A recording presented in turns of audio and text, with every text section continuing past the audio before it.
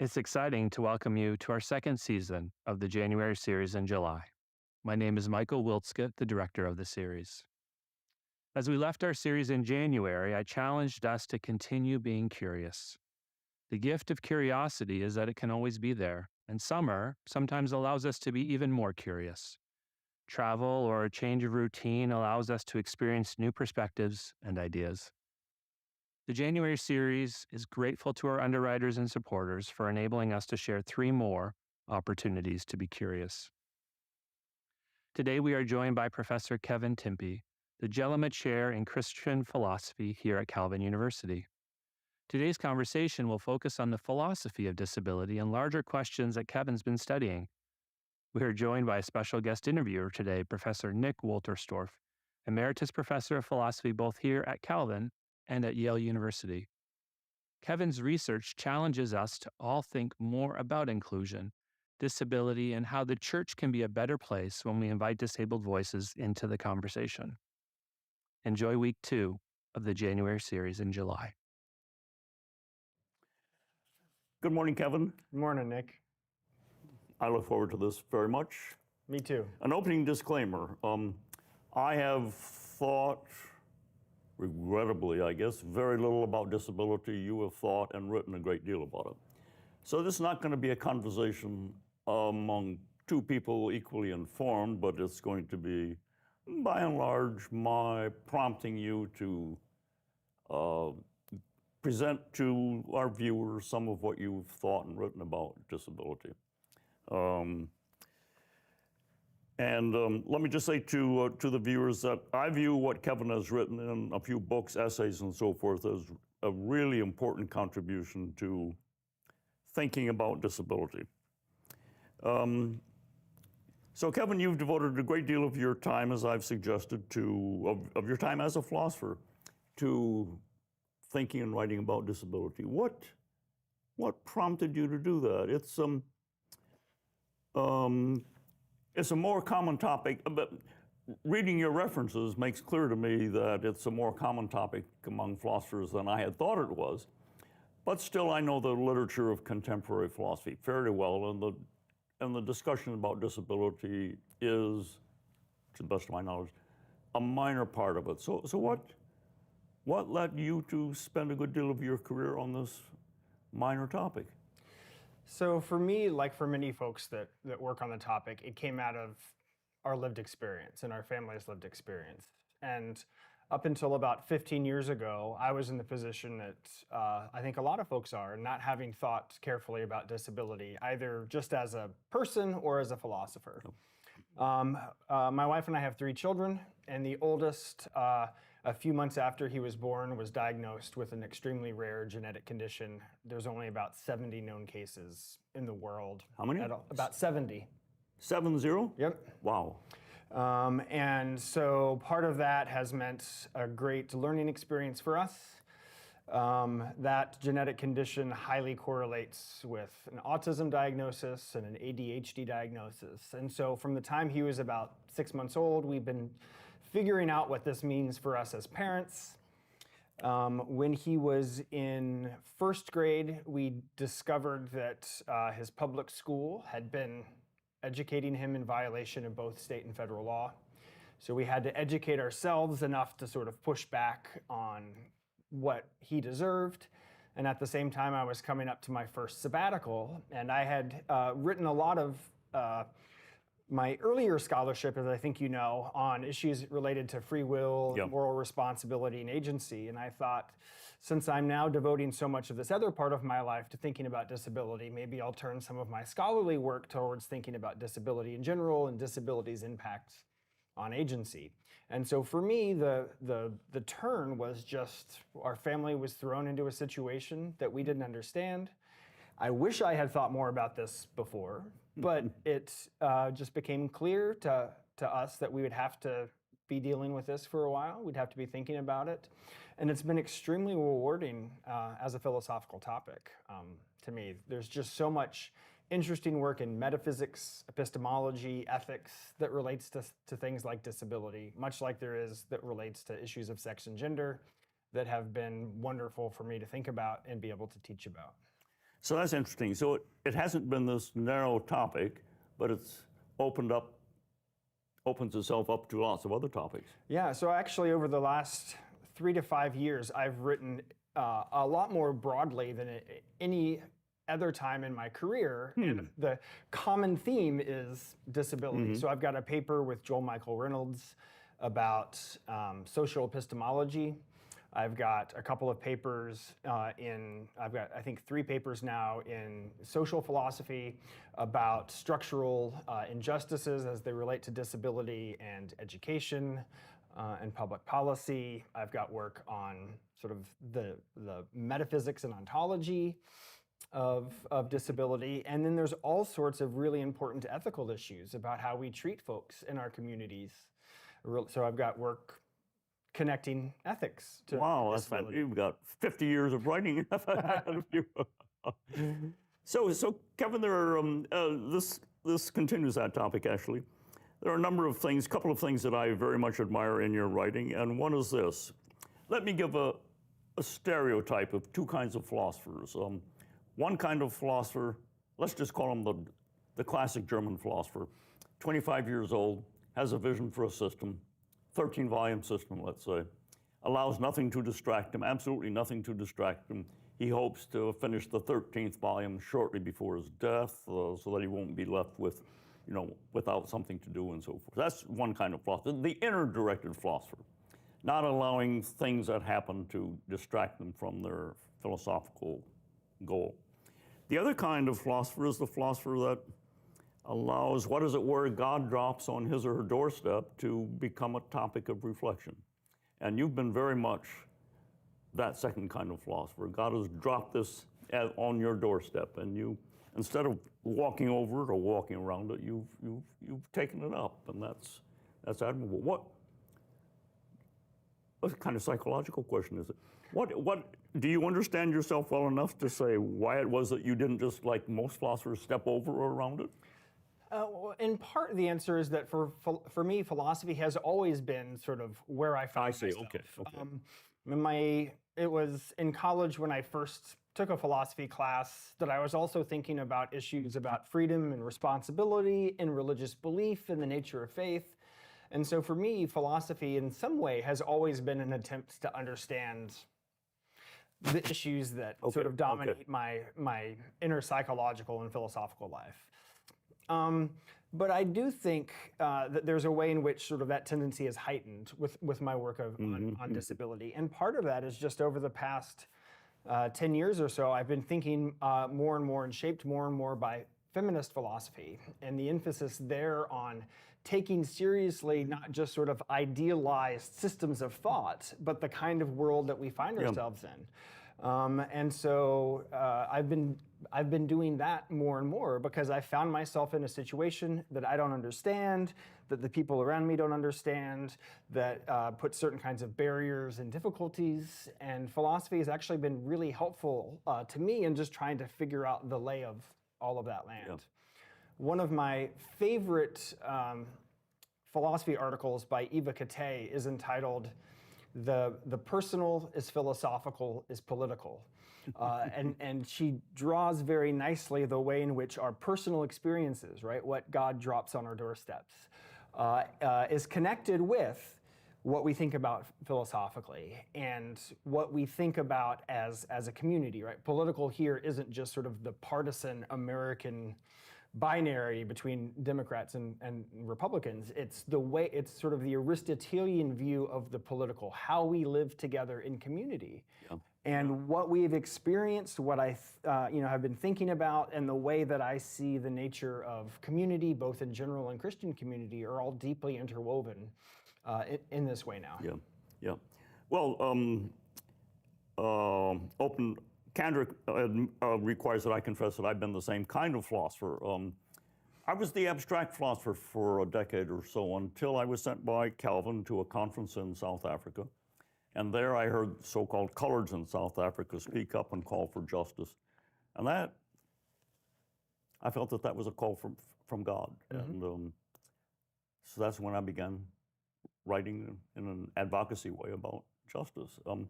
So there's another thing about your career that I would like to highlight, and that is that you and I have both identified ourselves as Christian philosophers.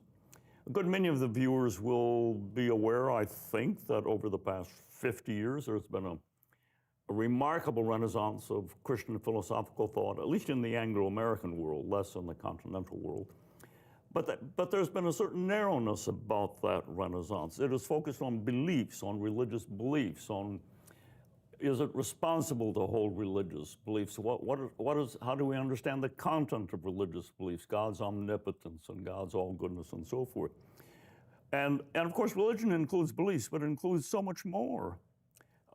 Practices of all sorts. And so been something strange about the movement. And you and I have both bucked against that. You by focusing on how do we think about and deal with disability. I by talking about justice, about liturgy, and so forth. So I admire your breaking open the field, as it were. Thank you. And again, that's something that I think you're right that the Christian philosophy has, for much of its recent history, been focused primarily on metaphysics and epistemology and certain issues in ethics.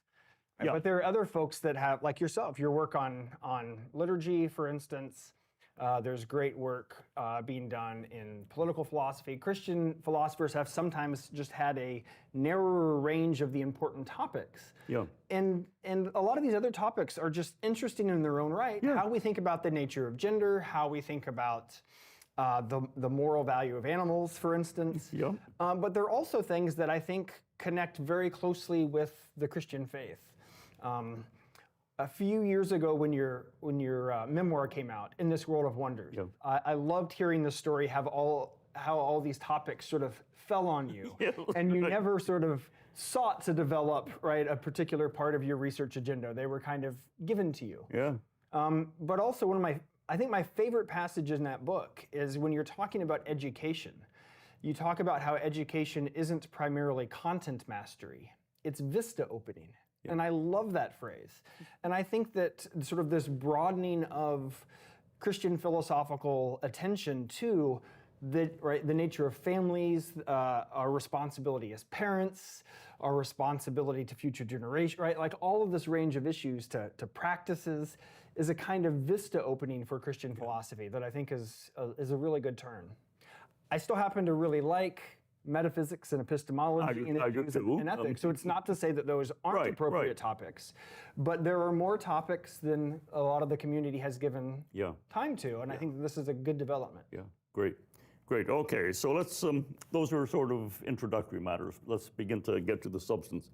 Kevin, the more I read around in your writing and in some of the things that you pointed me to, the less I understood what it was we were talking about.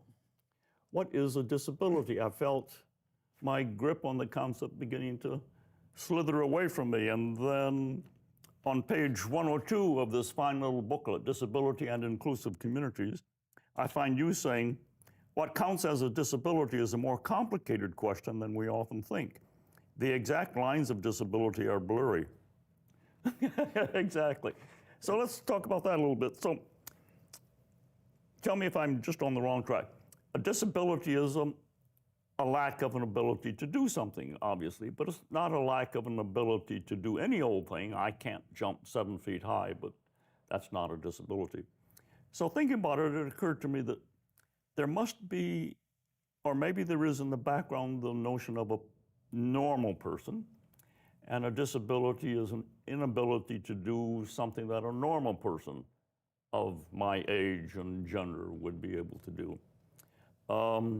But I fear that this, if that's right, that this concept of a normal person as it functions here is pretty slithery. Am I on the wrong track here? No, I think that that's right. I mean, for a lot of history, disability has been seen as somebody who can't do something that they're supposed to do. Yeah. But that a normal person would. But the supposed to there is tricky, right? Is it just statistical normal? Or is it, sort of like an Aristotelian, that there is this human nature and folks that don't live up to that human nature in certain ways? But this is, this is a problematic way of approaching disability in a lot of our history. This is what leads Aristotle, for instance, to say that women are deformed men, right? They are men who haven't been baked properly in the developmental process, right? And it leads to a kind of devaluing. So I think it is really hard to get clear on what exactly a disability is. When I first started writing on it, I was working on a manuscript, and I started a footnote. As an analytically trained philosopher, if I'm going to talk about something, I want to give an account of what that thing is, the necessary and sufficient conditions. And that footnote became a 15,000-word paper that was recently published, in which I argue that there's not a single concept of disability. It's rather a cluster concept. Okay. And which of these concepts we pick out, for instance, is a function of history, our background presuppositions, and what we want to do with that. So, for instance, it is probably pretty widely regarded that dyslexia is a good example of a disability. But in the medieval period, right, when most people aren't literate, the standard forms of dyslexia wouldn't have come up as, right, like interfering with people's lives in any kind of substantive ways. So I've been shaped by, again, work in feminist thought on sort of what we're trying to do with our concepts and thinking about our accounts of the nature of things in a certain way. So Sally Haslinger has this really nice paper where she delineates a number of different things that we try to do with the question, what is some concept X, right? So one way of doing this is what she calls the conceptual project, right? Trying to get clear on what our concept of this thing is. This is standard analytic conceptual engineering, conceptual analysis. She also talks then about the descriptive project. Once we have a concept, then we try to sort of demarcate what falls under that concept versus what doesn't, right? Where do the boundaries of that concept carve the world in certain ways? But she also talks about the ameliorative process. So the ameliorative project. She says that what are the purposes that we hope to accomplish with our concept? And so she thinks of concepts as tools for various kinds of purposes. And I think this is a really helpful way of thinking about it, but it shows just how slippery, how bifurcated, how sort of blurry the concept is. So to illustrate this with the concept of disability, one of the two major laws in the US that talks about disability is the Americans with Disabilities Act, passed in 1990. And it defines a disability as somebody is disabled if they satisfy one of three criteria. The first is probably how most of us think about disability. A person has a physical or mental impairment that substantially limits one or more major life activities, right? So if somebody is a paraplegic and they're unable to walk, then there are certain kinds of life activities that we might think that they're unable to happen. The second criteria is that the person has a record of such an impairment. Right, so the idea here is if somebody has a cancer diagnosis, right, when you're going through cancer treatment and the way that cancer affects all aspects of your life, cancer counts as a disability according to the ADA. I see. But if somebody is in remission, they still have to pay attention to all that. So you have a history of an impairment. Or the third criteria is that you're perceived as having an impairment by others. Ew. And this is super interesting. What the ADA is trying to do is enact civil rights legislation that prohibits discrimination.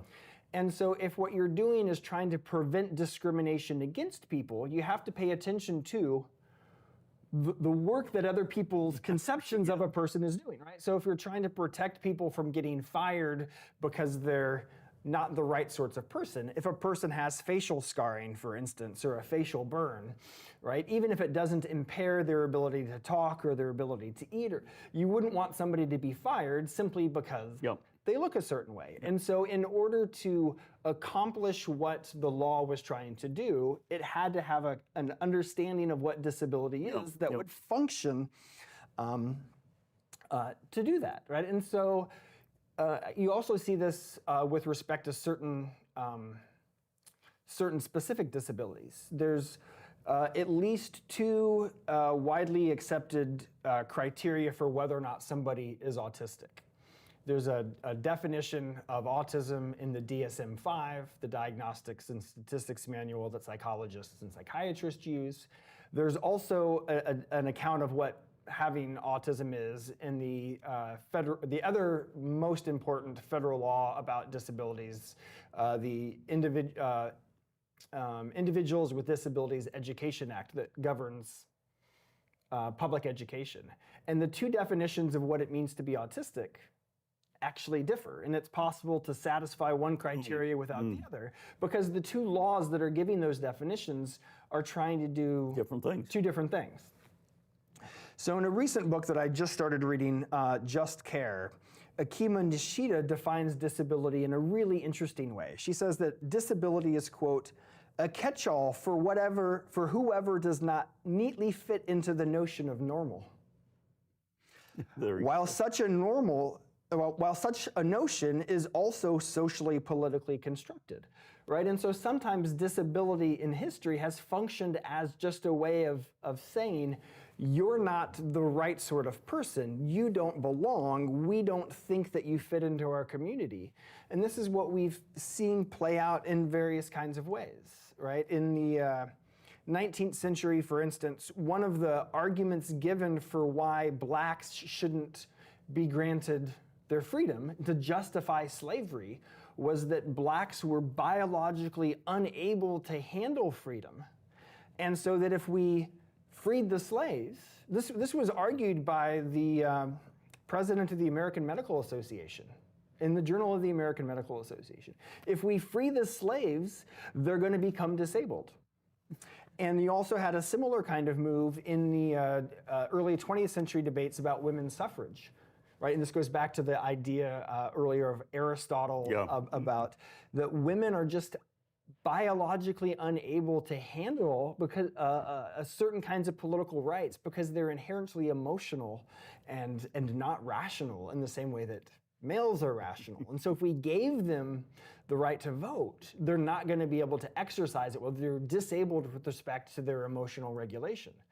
And so disability historically has functioned as a way of just othering people for the sake of preventing either kinds of protections or valuation or inclusion in communities. And so we have to take seriously the history of how that concept has played out. So that's all very helpful. I want to continue it just briefly by asking about some examples. So I think I've got a pretty good grip on physical disabilities, deafness, blindness, a serious limp. Though let me add, I have a nephew, Stephen, who became completely deaf shortly after birth. He does not want to hear. Now, I've never asked him, Stephen, do you regard deafness as a disability? But I think he'd probably say, no, why do you want to call it a disability? So that's been for me a very striking thing. But I've got, what is the literature, what do you say about, well, let me just call them mental phenomena, attention deficit disorder, post-traumatic stress disorder, Down syndrome, dementia. Are those in the disorder literature, disability literature, are those classified as disabilities? Actually, if I can comment on the deafness issue first, and then I'll get to the second part of your answer. Deafness is actually a really interesting example, right? So there are two ways that the word deaf gets used. One is just in terms of your ability to hear, right, certain ranges of sound, certain volumes of sound, right? And this is often deaf with a lowercase d. There's also deaf with a capital D, which is seen as a cultural phenomena, right? So you have like deaf communities. And so lots of people that are deaf think of their deafness not just as the lack of the ability to hear within certain ranges, but as an identity, as a cultural identity. And so there are many deaf with a capital D people that deny that their deafness is a disability. They just think it's a different way of being human in a different cultural phenomenon, which gets tricky because if it's not a disability, then they're not protected by right? So there's this tension between whether or not they think that there is something inherently bad about being deaf, or if they need to identify as disabled for the sake of getting certain kinds of protections, right? So deafness is actually a really interesting case. Yeah. In the literature. So Stephen says, "Hey, look, I can talk with my hands and I can listen with my hands. Why do I have to have? Why do you think I have to have sounds?" And it's especially interesting because various kinds of sign language, like American Sign Language or ASL, can communicate in ways that spoken English can't, right? So there's actually this phenomena that a lot of deaf people talk about called deaf gain. There's actually some benefit, right? Deafness isn't just a loss. Deaf culture and deaf language is actually an enriching phenomenon. Here's a little anecdote. I was sitting in a restaurant once with two deaf people, then one of them left. We're sitting next to the window, a large window. He stands outside, one of them, and he communicates with the remaining deaf person. I can't communicate, but these two people can communicate at a distance through this window. One of our daughters is actually taking ASL as her second language in middle school. And so she comes home and teaches us some of it, which I love the fact that she has this opportunity. So as we picked up some of it, there's a way in which if we're at a lacrosse match or right at church and she's across the lobby or something like that, I can communicate with her at a distance without lots of, right? So there is a very real benefit even to the little bit of ASL that I have. But I interrupted you. No, I think that's all we're thinking about in terms of deafness. You asked about these other kinds of conditions like attention deficit disorder or post-traumatic stress. Down syndrome. Yep. So in my work, in part because I don't think that we have one concept of a disability. Okay. Right? We have lots of concepts. Okay. It's important for us to begin with not sort of the genus, right? Okay. Sort of what all disabilities have in common, but to begin our reflection with individual conditions. And so we need to have what we say about disability in general greatly shaped by what we think about dwarfism or deafness or Down syndrome, right? And so a lot of these conditions that you mention, I think that at least many of the instances of them can in fact be disabilities. Okay. In the same way that deafness, right, is a very degreed concept. Attention deficit is degreed, right? The impact of PTSD is degreed. Yeah. The range of impact of even something like Down syndrome, right, which is a third copy of the 21st chromosome, is incredibly wide. And so I don't want to say that all instances of this whole range of condition, right, are disabilities in all senses of that term. But it certainly can be, right? I've had issues of depression in my life. I don't think of myself as disabled because of my history with depression. But I certainly think that some kinds of depression can in fact be disabling. I've got a very minor form of dyslexia that has never impaired my ability to read or to write. I don't think that my dyslexia is a disability, just because it hasn't impaired any of my major life function. But there are certainly forms of dyslexia that I think in certain contexts can be disabilities. I think that often we're more comfortable thinking about physical disabilities because those are the ones that are more obvious to us, right? I mean, you can often tell whether or not if somebody is an amputee, if somebody, right, there's a visual representation that most people with Down syndrome have. Somebody who is blind, you recognize as blind often, right, just sort of the way that they move through public, can use a white cane, et cetera, et cetera. But a lot of these other disabilities, especially if we don't know the person well, are what get called invisible disabilities. We might not recognize. And so both because we're more comfortable with physical disabilities, but also because even how we think about disabilities kind of sometimes has a hierarchy, right? I think that we're less familiar with and more cautious about some of these other conditions. So I think that we culturally, right? Not you and I, but the culture that we have grown up in, that we've been steeped in, that we've inherited, thinks about intellectual disability as an inherently bad thing. And we think of intellectually disabled people as less than in all sorts of ways. And if we ask people to make that explicit, it makes them uncomfortable, right? Yep. So this is, I think, one of the reasons why we tend to dominate a lot of our cultural thinking about disabilities in terms of physical disabilities rather than intellectual or developmental or emotional disabilities. But all these other kinds of conditions, I think, are such that they really are disabilities in most of the major senses of those terms. So we should think of a disability as a sort of family concept, Yep. rather than a rigid, well-defined concept. Yeah, so in the paper that I mentioned earlier, where I argue against a unified concept of disabilities, I argue that it's a cluster concept. And in some ways, it's similar to like our concept of a game, right? We all have a concept of a game that's good enough for us to sort of come up with the paradigm cases, right? Poker is a game, right? Curling is a game. But when we start asking people, like, what are the necessary and sufficient conditions for games, or whether, certain kinds of things, is playing patty cake with a 2-year-old a game? Well, sort of. Sort of. Right? And for a 2-year-old, it probably is. Yeah.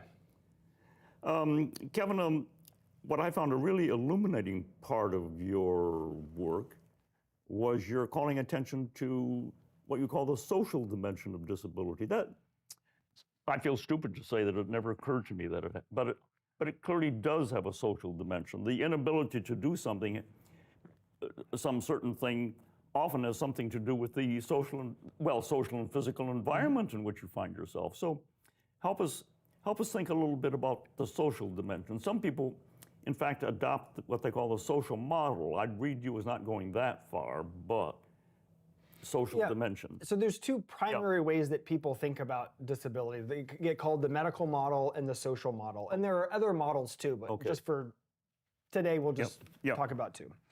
The medical model thinks about disability as sort of a biological feature just of a person's body. And if disability is all in that person's body, then the way to sort of deal with it is try to cure it or to fix it, right? To give some crutches or something like that. So if a person breaks their leg and they're unable to walk to their office, then we give them a temporary office elsewhere, or we help them learn to navigate stairs on crutches or something like that. The social model of disability says no. In fact, disability is primarily a disconnect between people and their environments.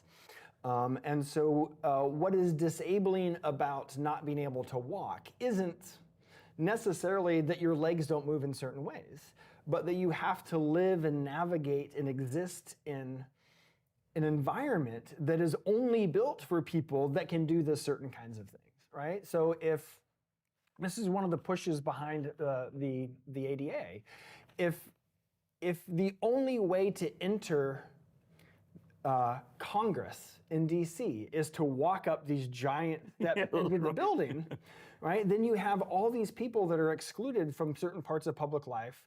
And so the social model of disability says that we're disabled primarily by an environment that is not built for bodies like us.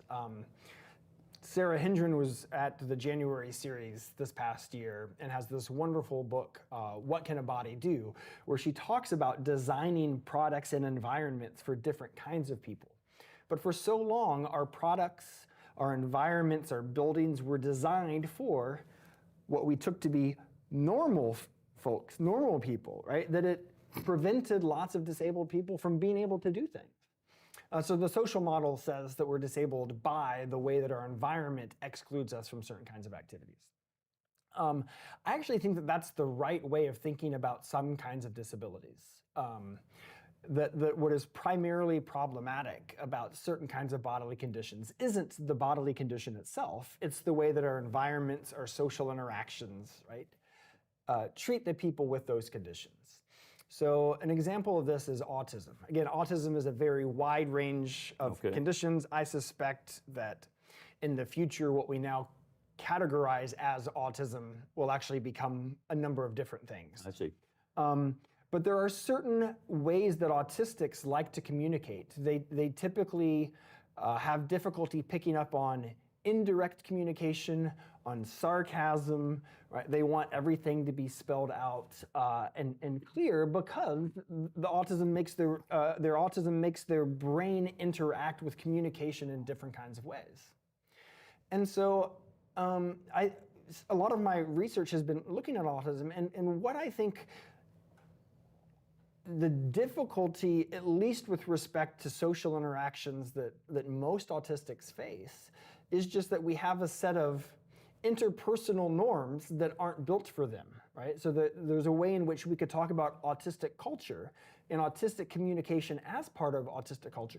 And if we were aware of what those norms were, then we could engage with people for whom those norms, right, were more natural in ways that we could foster better communication, right? And so there's a lot of research that suggests that in autistic-dominated spaces, the kinds of social difficulties that autistics face aren't faced in those kinds of, right? So I've got a number of autistic friends, and the more that I've learned about sort of their preferred ways of communicating, in those spaces, I try to adapt more and more the norms, right? So, for instance, for a friend that I have that has a difficulty picking up on sarcasm, I either won't use it, or when I do employ it, I'll just flag it. Right? You'll say that was sarcastic. And that was sarcastic. Right, there's a tendency in a lot of our culture to read into questions, right? We take questions sometimes as challenges. Yeah. But a lot of autistic people ask questions just because they don't quite understand and want it to be very clear. So for them, a question isn't necessarily a challenge, it's an indication that I'm not understanding, right? And so if we understand what the process of questions is for them, then we can understand and we can interact with them in a way that the social difficulties that are part of the diagnostic criteria for autism aren't going to be there.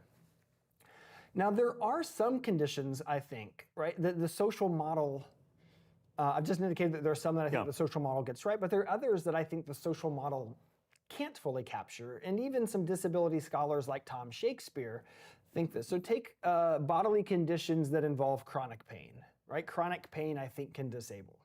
Of course. But if somebody's in chronic pain because of a lumbar issue, or something like, there's no environment that you could put them in that they're not going to have. We could certainly make life more accommodating for them, right? But the change to social environment by itself isn't going to address all the aspects of chronic pain. And so because I think that disabilities are so widely varied, how we think about the different models and what needs to be done about them, I think is also gonna vary based on the kind of condition that we're talking about. In this wonderful little book, little but, I mean short, but I was astonished at the scope of the issues that you lucidly talk about. In this book, you spend a bit of time describing, reporting the checkered history of the church with respect to how it has treated its disabled members. Well, actually, it's not all that checkered. It's mostly a sad history. I knew a little bit of that. I suspect that most of our viewers know a little bit of it. But briefly give us an indication of how historically the church has treated its disabled and why it treated them. I mean, that's really interesting. Why it treated them the way it did. Just so we're clear, I do think that the history is checkered. I mean, I think that there are some wonderful experiences of this that can find, in the ancient church, in the medieval church, in the modern church. Dietrich Bonhoeffer was led to have some of the views that he did theologically that led him to the resistance to the Third Reich, for instance, because of this profound experience he had in a community for intellectually disabled folks. So the history really is checkered. It's checkered, okay. But we sometimes don't like to talk about the less pleasant aspects of our own history, especially in the church, because we're not sure how to process them. We might feel that criticizing the church for various kinds of failures is problematic. We don't want those to get in the way of the church's mission. But the history, I think, is sort of the problematic parts of the history are there all the way back into Scripture, right? Somebody is brought to Jesus to be healed, and the disciples ask, who sinned?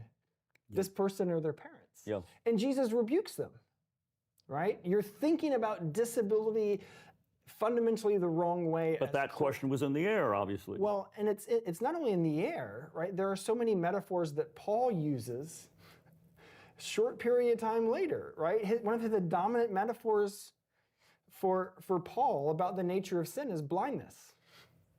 And so there is this deep inheritance of the devaluing of disability that we get in the church, even from parts of the scriptures. Augustine, right, very influential Christian thinker, talks about certain bodily, right, what we'd call physical disabilities now, bodily conditions as monstrosities. And he says that these people will only get the true form of human nature at the resurrection, suggesting that they're not fully, truly human. They're monsters. Yeah, they're monsters.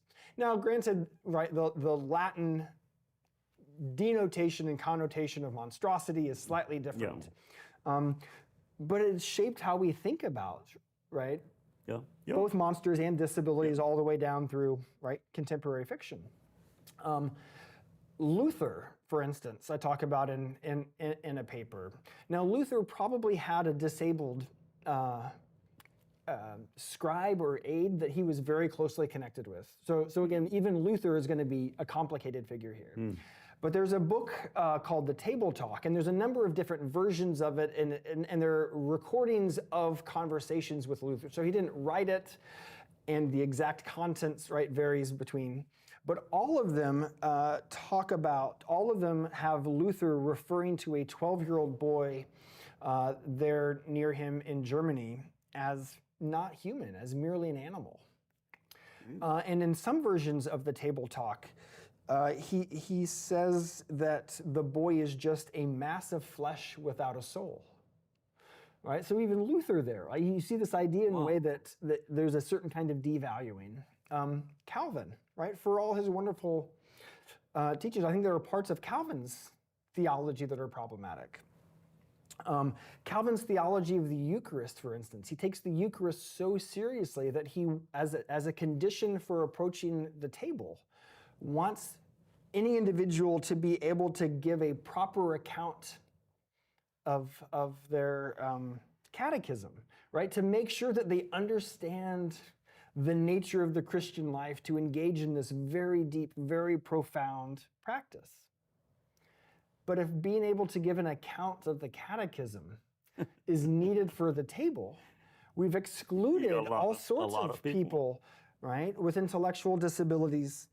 And so there is just this history of scriptural inheritance, theological inheritance, and actually cultural inheritance, right? One of the really unfortunate things that I've discovered in my research in the leading up to the passage of the ADA, the Americans with Disabilities Act in 1990, there was immense debates, right, in the mid to late 80s about the nature and scope of that legislation. And all sorts of religious institutions, not just Christian institutions, but a lot of religious institutions came together and lobbied for a religious exemption for the ADA. And it was granted, right? So religious institutions, churches, synagogues, mosques are exempt from the ADA. Really? You mean from the regulations for... Regulations for some of the hiring practices, for the buildings, right? And part of the reason for that was they just said... So churches don't have to have ramps, they can have big steps? They can. And many of them do. And many of them do. One of the things I love about Church of the Servant, that I know that you're right, it was designed there are no without steps. And even a gentle ramp in the shape of a bell going up to the platform, which is lovely. But churches don't have to have any kind of accessibility. There is a position paper for the CRC, I believe it's from 1993, after the ADA was passed. The CRC said all CRC institutions and buildings should be fully ADA compliant by 1995 or 1996. I can't remember the exact.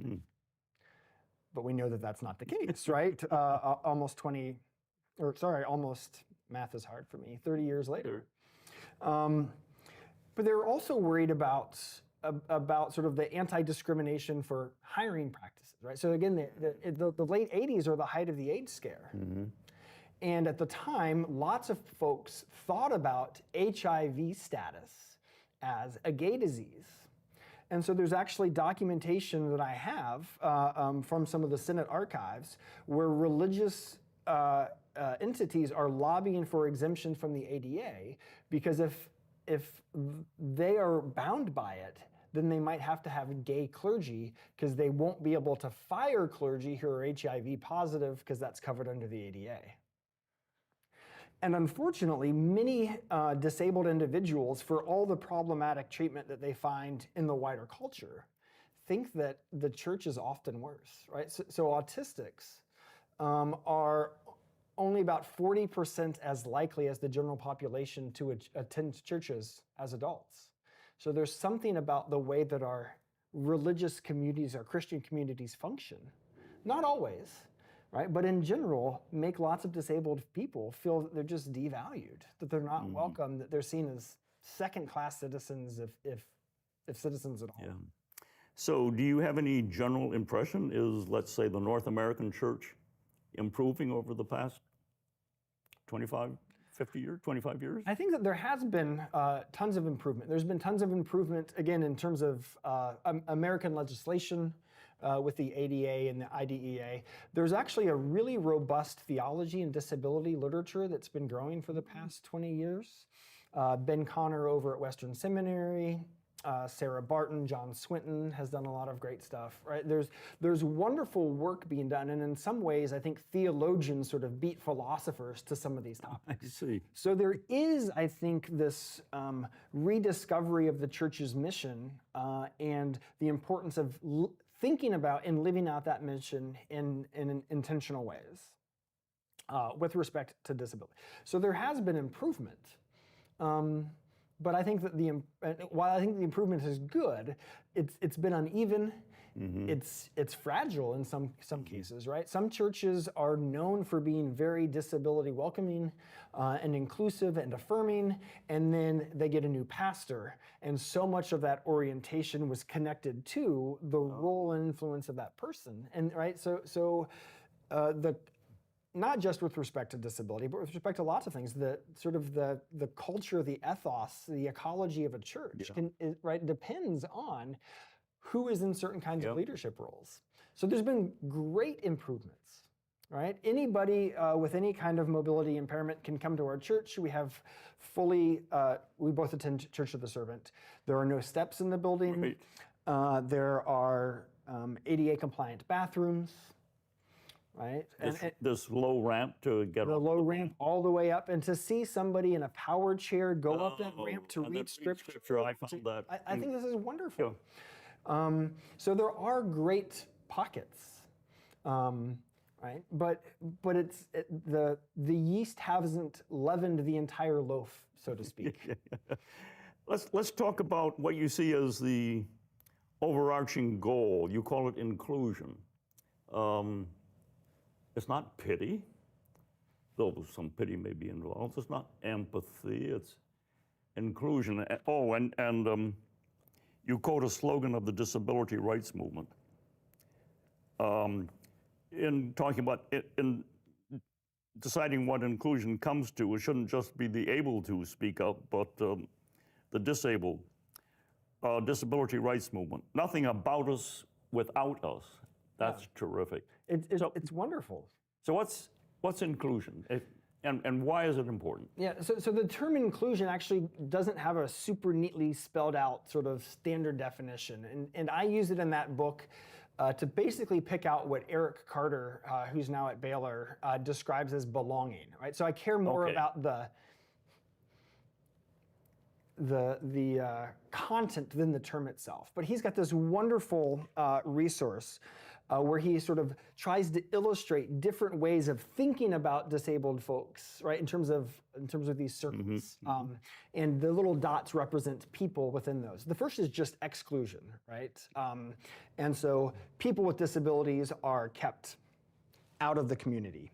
Then the next stage is what he calls separation, so that there's the cluster of able-bodied folks, and then there's this other cluster outside. Maybe in the same building. In the same building, but they're often, right? And this is actually, I think, how lots of churches think about ministries for disabled, right? They're ministries for disabled people, and they're seen as separate from all the other kinds of, right? And they often get called special needs ministries, and they're all often oriented only towards children, not disabled adults, right? So it's basically segregation. There's integration where the people are brought into, but they're still sort of all lumped together, and they're not sort of dispersed throughout the body. Right. Then there's what he calls inclusion, and that's where disabled people can be anywhere in that community, but they're still just sort of the recipients of ministries, the recipients of pity, and a lot of disabled people don't like pity at all. I understand. And then what Carter is aiming for is what he calls belonging, where disabled people have access to all parts of the community. They receive from and then give back to. And so what he thinks of as belonging is roughly what in that book I'm talking about as inclusion. Okay. But I think it's going to involve not just somebody being allowed in a space, not just being welcomed into a space, but them to be actively valued, and not only actively valued as recipients of various kinds of gifts and goods, but the locus, the provider of those kinds of gifts and goods. Imagine if we all thought that we could learn from our disabled church members, not just administer to them, right? But receive the ministry from them, in part because people who have experienced things often have a better insight into what is problematic about how they've been treated or sort of the dominant norm. And this is where the disability rights got their slogan, or movement got their slogan, nothing about us without us. You can have well-meaning intentions that actually backfire in all sorts of ways. And so if the church only thinks about disability as for these folks, and we don't give them positions of leadership, we don't equip them to engage in various kinds of ministries, and we don't then see that as leavening the entire loaf. They're there, but they're not fully valued in the same way that we want to value other folks. So let me pick up on that, leaven the entire loaf. A thing that struck me about your discussion of inclusion was that it's not just for the well-being of the disabled, but the whole community is worse off if the disabled are excluded. Say a little bit about you and I are worse off. Yeah, I mean, I think that this, plays out in all sorts of ways, right? If you have a church that doesn't have physical accessibility for folks, right, who need walkers or wheelchairs or canes, right? If the only way to get into the sanctuary is through steps, then there are folks that aren't going to be there. And then there are things that those people could bring that we are not going to benefit from, right? You have folks who have been kicked out of the pastorate for having physical disabilities. And then there might be gifts of scriptural insight or right, ministry that those people have been given by God that then we don't benefit from. It's in some ways, I think, parallel to the history of racial exclusion in the United States, right? There's a way in which I think that the white American church is fundamentally worse off for having an environment that makes people of color feel unwelcome. It's bad for minorities and people of color, but there's also something profoundly missing, right, for the rest of us. This is what I love, in your book that I mentioned earlier, when you talk about going to South Africa and working to think through the legacy of apartheid that is deeply connected to our history, right? it's the entire community of South Africa that is worse off for apartheid. Yeah. Not just the majority of Yeah. the black South Africans that are prevented from this kind of stuff. And I think something similar is true of disability. If we don't equip folks, we don't realize that we're failing to love people as we should because we're just not sensitive to the ways that some of our interactions exclude them. We might not know, right? Lots of people don't know that the American church is exempt from the ADA. And sometimes people say, well, we don't have any disabled members, so we don't need to have a ramp. Well, you don't have any disabled members because they can't get, right? And so it could be that it's the insight given by folks who have lived through this and understand what it's like that could bring certain kinds of benefits. And many of those benefits don't just affect disabled folks, right? They affect all of us. So some churches, for instance, to give a very real practical example of this, right? Philosophers aren't always great at real practical examples. People with cognitive impairments often have a hard time following certain kinds of sermons, especially very rich, long, theologically, intellectually robust sermons of the kind that some of us really like, right? So some churches will basically have a bullet point outline of sermons, sometimes with little pictures to illustrate some of the, right? So that intellectually disabled, developmentally disabled folks can sort of follow along. Well, children often really benefit from that, right? Also, sometimes, and sometimes us as parents of children in services, right? We're so busy sort of, responding to certain kinds of needs of our children that we get lost or we don't have all that, right? And so there's just something like that kind of visual aid can be very, very helpful for not just the people that we intended it to be for, right? But for all of us. And your thought is that, let's say, a school classroom is enriched by allowing handicapped children, disabled children of that age and area as part of the regular classroom. Yep, and there's a robust literature and education that shows that this is actually the case. That not only disabled students who are educated with non-disabled students, but non-disabled students who are educated with and alongside disabled students are better in the long term. Not just academically, though often academically, but in terms of sort of the robustness of the moral formation that we're trying to do in terms of education. And so segregated education, like segregated churches, right? Segregated ministries within a church typically backfires. And so if we recognize this and work to make our communities more inclusive, to foster the belonging that Eric Carter talks about, it benefits all of us. So Kevin, the most astonishing part of this book for me, I think astonishing is the right word, surprising is too weak, is your argument that, and the most astonishing for most readers, I suspect, is your argument that there might well be disabilities in heaven. Sort of, it took me a long time to wrap my mind around that. I have visualized heaven as people have tossed their wheelchairs and their crutches away, and they all have 20/20 hearing. They don't even need glasses, and my nephew will have good hearing and so forth. Disabilities in heaven? Help us to think about that. Okay. So first off, I just want to say I'm not saying, I'm not making a claim about all disabilities. I think that's really hard to do. Okay. But I do think that it's important to sort of reshape our vision of or our imagination. Right? Notice how deeply visual our language is, right? The vision itself might be a problematic term. The imagination that we have for what heaven might look like. And history has shown that we typically create our vision of what, or our picture of what heaven will be like, sort of in our own image, right? And so I think this has happened with respect to disability. So start with something like language, right? You and I speak English. There are other people in the world that don't speak English. And so how are we going to communicate in heaven, right? Or maybe we'll all have like built-in translators, right? So we each hear in our own tongue, or something like that. You sort of just implant, it translates. Implant something. But then think about ASL. Again, I've said that American Sign Language, there's other forms of sign language too, but there are benefits of sign language. There are concepts that can't be neatly captured in spoken language that can be in ASL.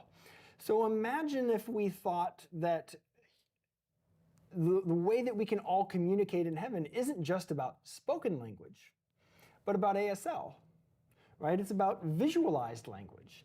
And if we do that, then it's not going to be the kind of thing that hard of hearing or deaf people have to have fixed in some way, right, in order for them to be part of the community. There might even be benefits to all of us, right? So maybe I could communicate with St. Peter across a crowded courtyard, right?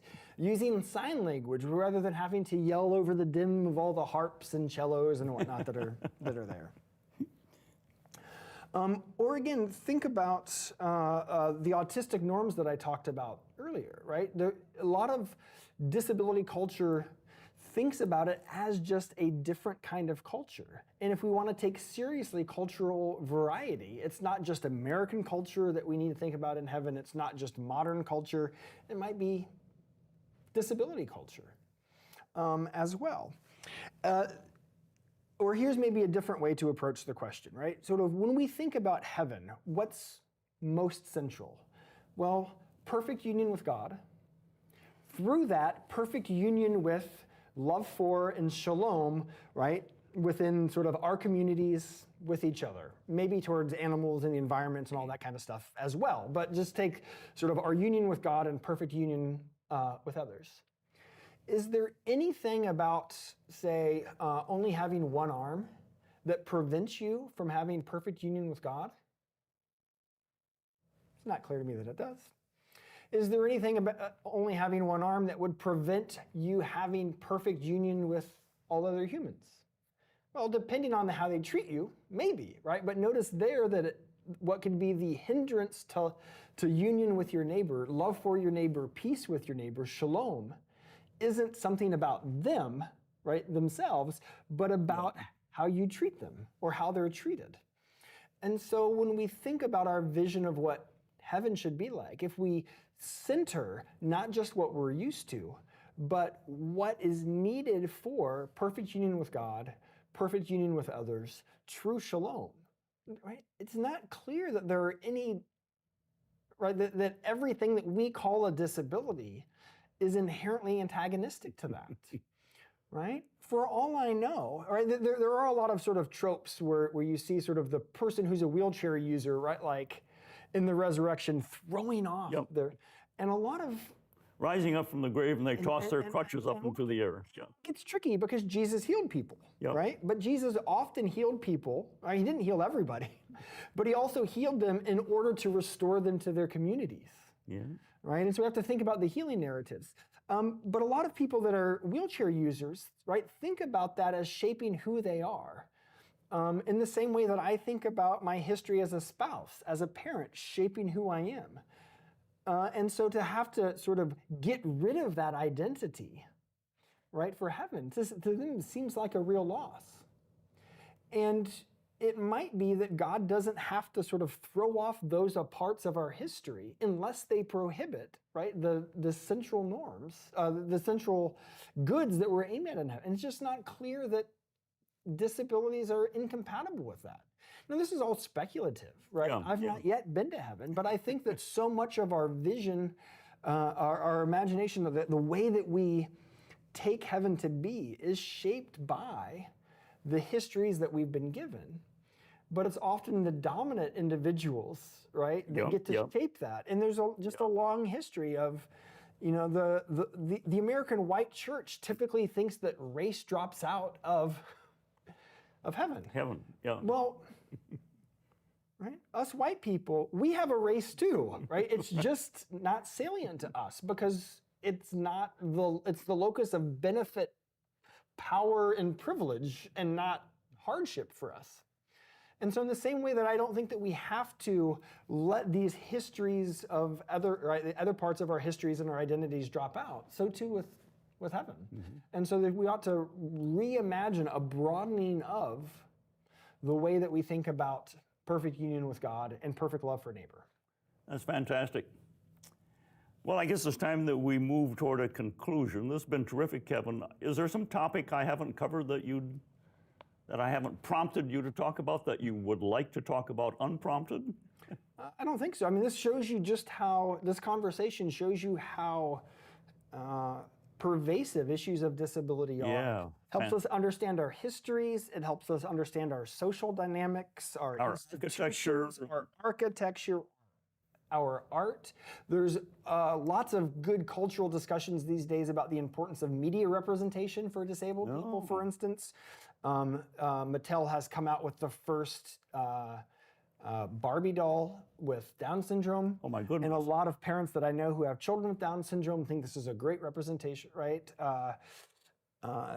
The way that we think about the nature of our religious communities and theological, right, philosophical topics. So I really don't think that there's a part of either an academic field or sort of our lives lived as humans that isn't connected to disability in some way. So there's always going to be more space for more conversations. But I think that this conversation has shown just how broad and enriching those conversations are. It has shown me at least, and I'm sure the viewers, how disability, the topic of disability, just opens up in all kinds of directions. Kevin, thanks ever so much. You're doing a great work, and we're all much indebted to you. Thank you, and including me personally. Thanks ever so much. Thank you very much, Nick.